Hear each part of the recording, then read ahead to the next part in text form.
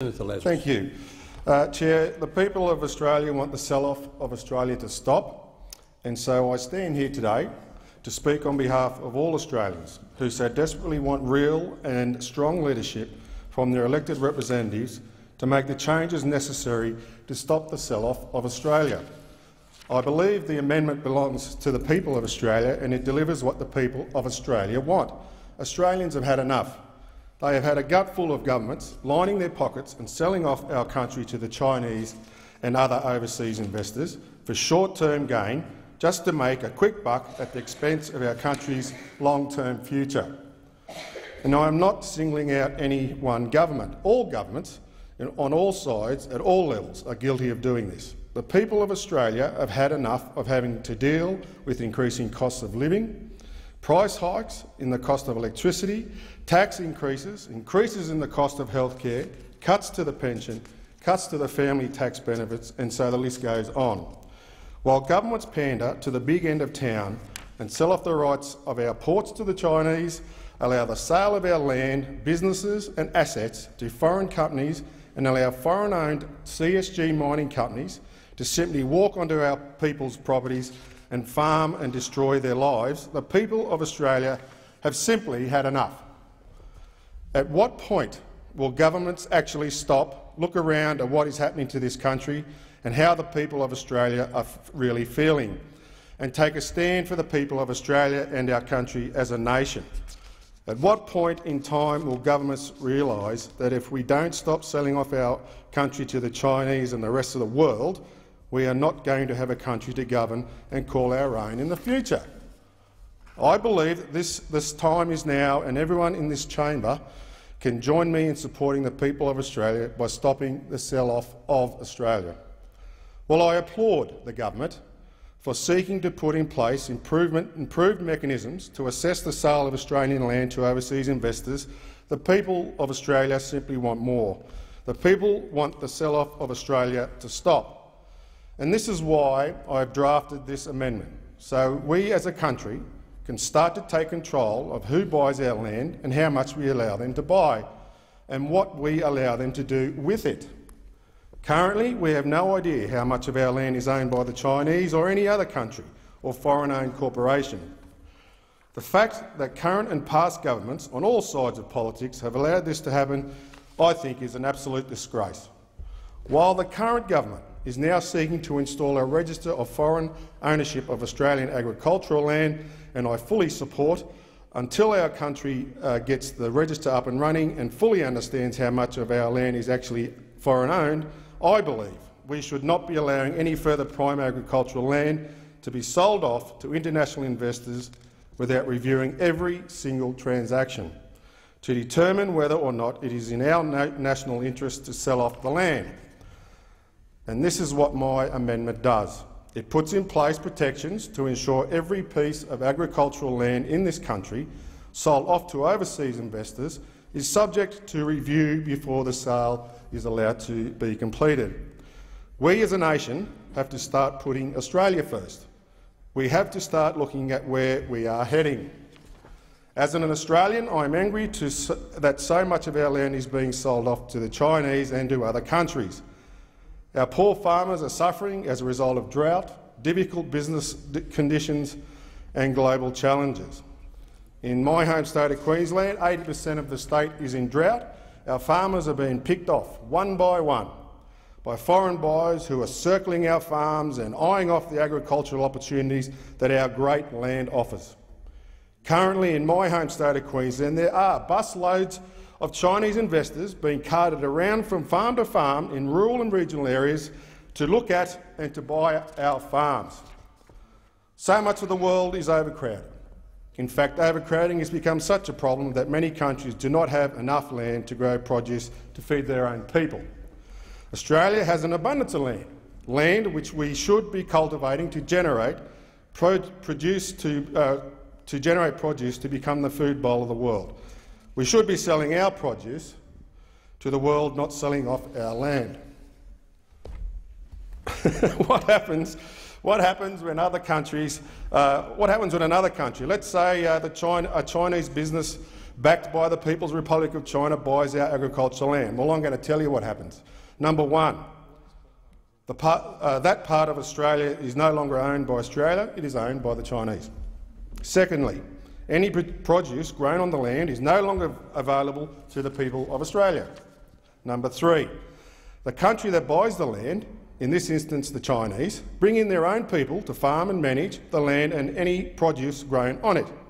Number four, the produce is then shipped directly out of the country and over to China.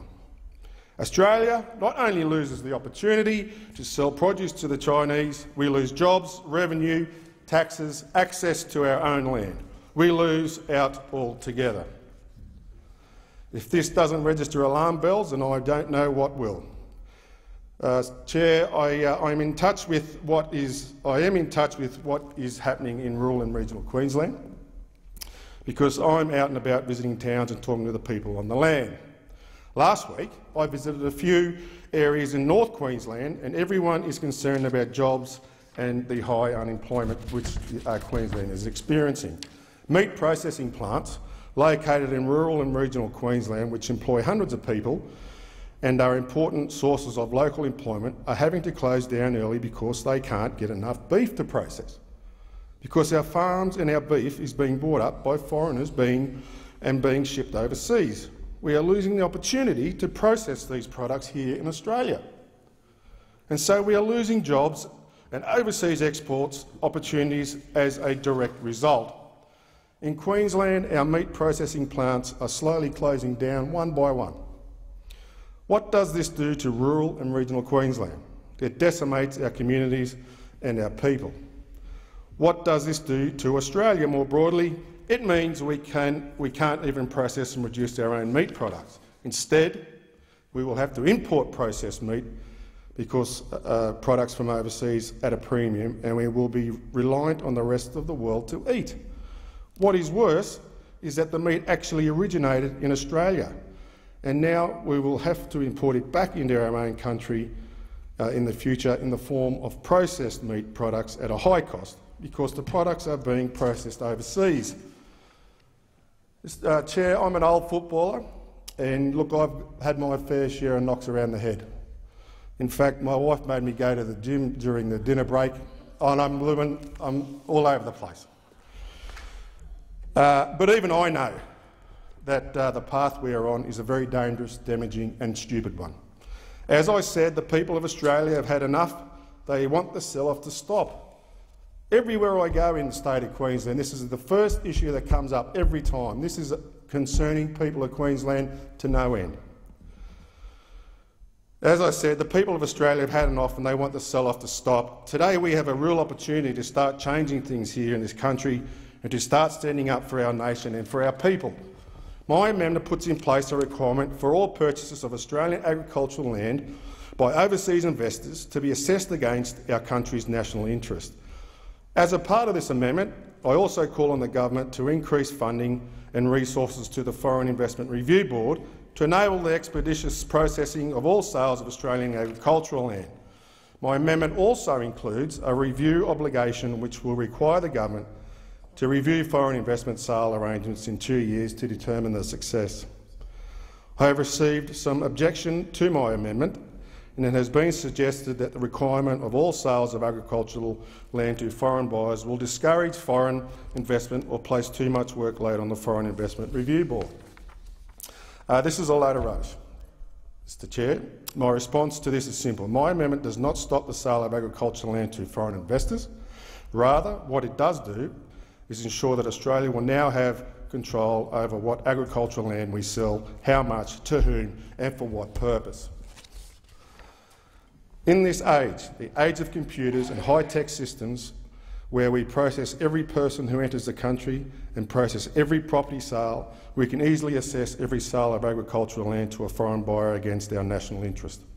And yes, we do have the resources to assess every purchase, and so we should. We are talking about the national interests of our country, the security of our country. The country that our diggers have fought and died for and continue to fight for. The term national interest can mean many things, but at the end of the day, it means something very simple to me and the people of Australia. It means that the Australian government will act in a way that ensures the safety, security, health, prosperity and the well-being of our people in the long term. I should add that while this amendment will require the review of all sales of agricultural land to foreign buyers against our national interest, free trade agreements such as CHAFTA will overrule this and give the Chinese the scope to buy up our land to the value of $15 million without any review or assessment against our national interest. My only hope is that the future governments will fix this mistake. As I said, the amendment belongs to the people of Australia, and we, as the representatives of the people, should ensure that we put our country first. Minister Cormann said the $15 million figure was a judgment call. I think your judgment was way off. No one else in the world is going to look after Australia like we will, and I thank Senators Lambie and Senator Madigan for co-sponsoring this with me, and I commend this amendment to the Senate.